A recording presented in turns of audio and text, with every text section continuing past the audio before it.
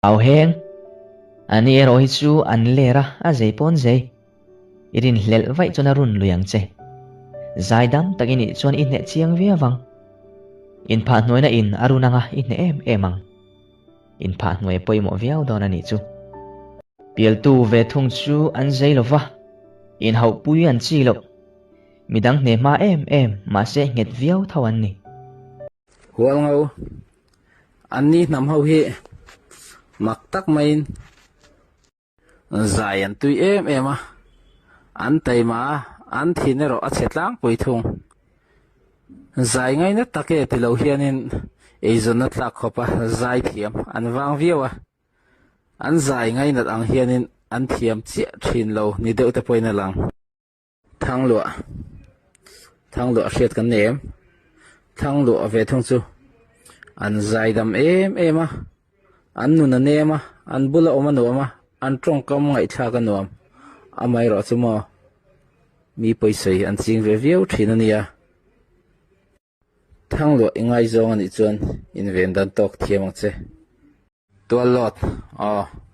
tualot me ngai zon to chuan I then mai thei lawang trong kam an thiama anin pe a an nu pui fanaute a then khatin an ruisan ani point an then mai ngai lo tin an zei viau bok an ngai zong ve chinte tualo thi chu dana dangzer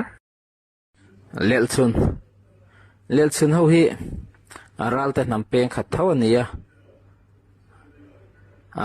aziding dik zok kan ye ti te po anom thina ni an ni hi an lom oma fiam thu an dua mi hlimna po an siam hnema amai ro chu an ril ru anawa ril ru no viawe ti lo hian an kol phian ve thung thau thang fiam thungai theilo tak ril ru tluang tak ma se mathiran nga phiana an lo thing nge thin chumi a chuan thau thang te chu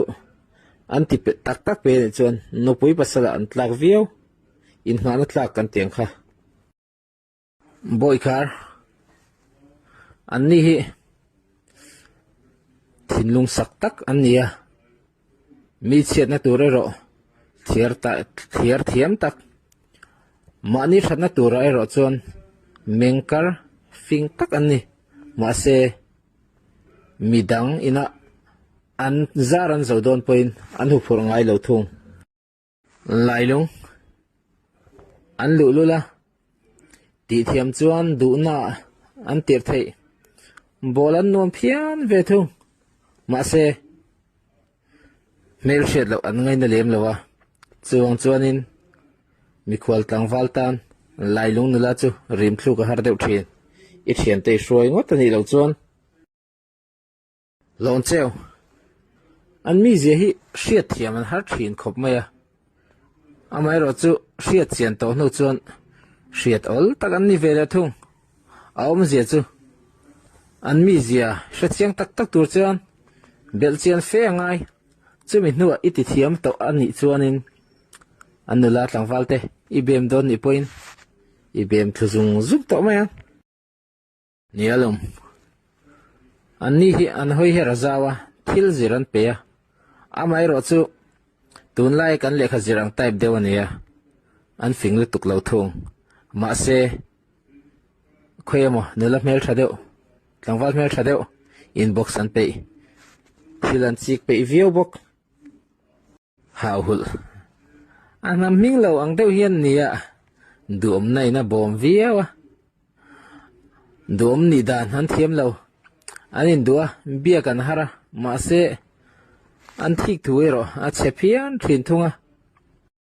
in ngai tlom chapo ar an tiang deuh hian I be thin don ne ti chona fu deuh berin ka ring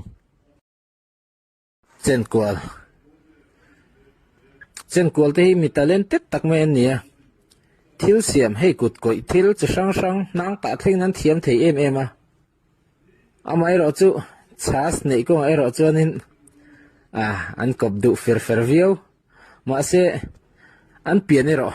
a tha thin chen kwal thau tak an wang khop mai in she ve toem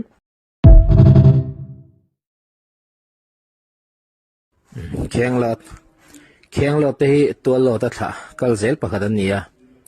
fiam thuan thiam em em a fiam ero an dol mo viau ani ma se man lai thil an ngai na man lai thil an chui pe a